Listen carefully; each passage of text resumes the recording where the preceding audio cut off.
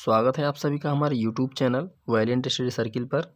आज की वीडियो में हम बात करेंगे क्लास 11th का पहला लेसन है जो पोएट्री का है, जिसका नाम है ए फोटोग्राफ, जिसके राइटर है दोस्तों शर्ली टाल्सन। आइए इसके बारे में देखते हैं क्या है इस लेसन में।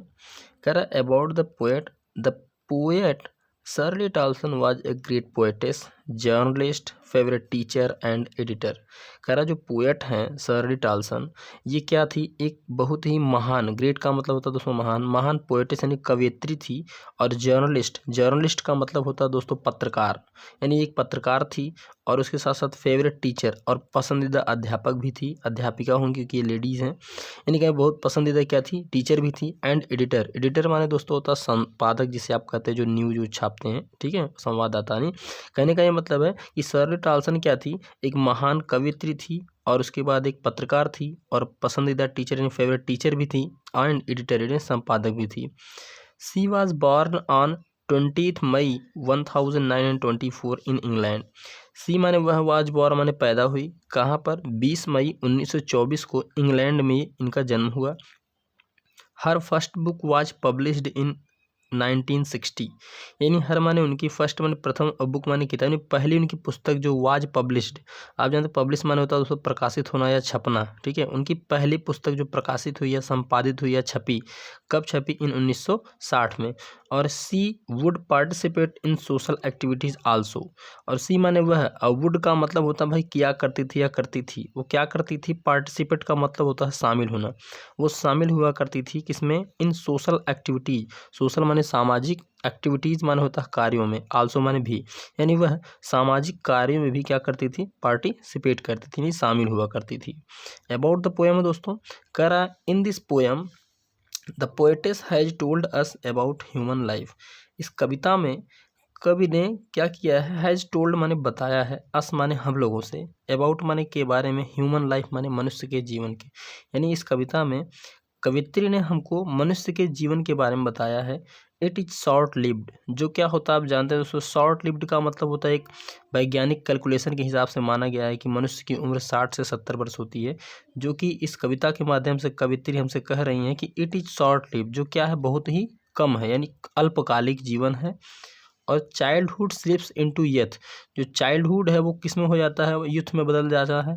और youth slips into old age, आप जानते हैं जो यूथ माने जो युवा अवस्था है वो किस में बदल जाती है, स्लिप्स इनटू का मतलब होता है दोस्तों बदलना, यानी जो चाइल्डहुड बदल जाता है यूथ में यानी युवा अवस्था में। और आप कह सकते हैं अगला, youth slips into old age, और जो यूथ होता है वो किस में बदल जाता है, ओल्ड एज में बदल जाता है।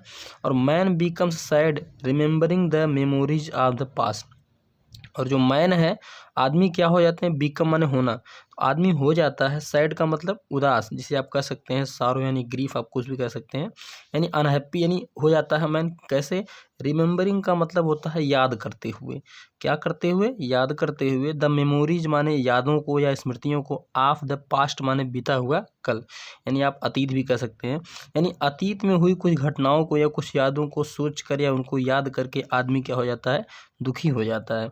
और कह रहा now let's read about the poetess mother and find 3 stage of life. इसमें फिर कह रहा है कि चलिए अब ऐसा करते हैं, इसको पढ़ लिया जाए। नाउ लेट्स रीड, पढ़ते हैं अबाउट द पोएटेस मदर, यानी कवित्री की मम्मी के बारे में। आप देखो पोएटेस के बाद कामेस लगा है, जिसे आप जानते हैं पजेसिव का निशान यहाँ पे दिया गया है, अपोस्ट्रॉफी यस का जो सिंबल होता है, लेकिन यहाँ पर ऑलरेडी यस पहले से इंड हुआ है, इसलिए यहाँ पर सिर्फ कॉमा का प्रयोग करते हैं, यस का प्रयोग नहीं करते हैं। तो इसका अर्थ हो जाएगा पोएटेस की मम्मी के बारे में। चलिए पढ़ते हैं। और एंड माने और फाइंड 3 स्टेज ऑफ लाइफ, और प्राप्त करते हैं 3 यानी 3 स्टेज ऑफ लाइफ का मतलब जो जिंदगी की हमारी 3 स्टेज का मतलब कह लीजिए अवस्थाएं। आप देखिए आपके सामने पहले से ही दिया है कि चाइल्डहुड पहला है, और यूथ आपका दूसरा है, और ओल्ड एज तीसरा है। तो आप कह सकते हैं तो पहली अवस्था कैसी होती है, उसके बाद दूसरी कैसी होती है, उस तीसरी कैसी होती है, इस कविता के माध्यम से आप देखेंगे। आगे देखिए कह रहा है about the poem, the cardboard shows me how it was when the 2 girl cousins went paddling, each one holding one of my mother's hands and see the big girl some 12 years or so। यानी कहने का मतलब कि the cardboard का मतलब आप जानते हो दोस्तों फोटोग्राफ होता है, जिसे एक हार्ड पेपर जो होता है जिस पर हम लोग क्या करते हैं अपने फ़ोटो को चिपका करके भविष्य में भाई देखने के लिए रखते हैं उसको। तो ये कह रहा है कि द कार्डबोर्ड यानी शोज माने दिखाता है, मी माने मुझको, हाउ इट वाज का मतलब नहीं कैसा प्रतीत होता है। या मान लीजिए किसी का फोटो होता है, आप उसको अगर देखेंगे तो आप पुरानी चीज़ों को देखने के बाद यही होता है कि हाँ मैं कैसा उस समय लग रहा था, यही प्रतीत होगा। अगला कह रहा है कि when the two girl cousins went paddling, यानी कह रहा है कि व्हेन माने जब, द टू माने दो, गर्ल कजिन का मतलब दो चचेरी बहनें, वेंट माने गई, पैडलिंग का मतलब होता है उसको पानी में छपछपाते हुए यानी छपकते हुए चलना। यानी जो आप जानते हैं कि ये लोग कहाँ गए थे, समुद्र, यानी जो समुद्र के किनारे ये लोग एंजॉय करने गए थे क्योंकि इनकी हॉलीडे थी। तो हॉलीडे वीकेंड में आप लोग एंजॉय करने के लिए गए थे, तो वहाँ पर समुद्र के बीच में नहाते हुए इन लोगों ने क्या किया, फ़ोटो खिंचवाया है। तो वही फ़ोटो देखकर इनके मन में क्या आ रहा है कि cardboard shows me how it was, यानी कार्डबोर्ड दिखाया कि उस समय हम लोग कैसे प्रतीत हो रहे थे। या हाउ इट वाज ये जानते हैं इनडायरेक्ट स्पीच आपकी है। अगला कह रहा है कि when the two girl cousins went paddling, जब दो चचेरी बहनें कहाँ गई, पानी में छपकते हुए नहीं जा रही थी, या कह लीजिए उस समय नहा रही थी। और ईच वन होल्डिंग, वो भी कैसे, ईच वन माने प्रत्येक लोगों ने, होल्ड का मतलब था पकड़ना, यानी प्रत्येक लोगों ने क्या किया, पकड़ा था। वन माने एक, ऑफ माई मदर्स हैंड्स, यानी मेरी मम्मी के, देखिए पॉजेसिव यस लगा यहाँ पे, यानी यहाँ पर आपने देखा था कि यहाँ पर सिर्फ यस लगा था, यानी आपका कामा सिर्फ लगा था अगर ऑलरेडी पहले से यस है। अगर लेकिन यहाँ पर देखिए पहले से यस नहीं इस वर्ड में, तो यहाँ पर कामा और यस दोनों का प्रयोग करेंगे। कह रहा है कि each one of my mother's hands, यानी मेरी मम्मी के एक हाथ को क्या किया है, प्रत्येक यानी दोनों चचेरी बहनों ने, एक एक लोगों ने एक एक हाथ को पकड़ रखा था और पानी में छपकते हुए जा रही थी।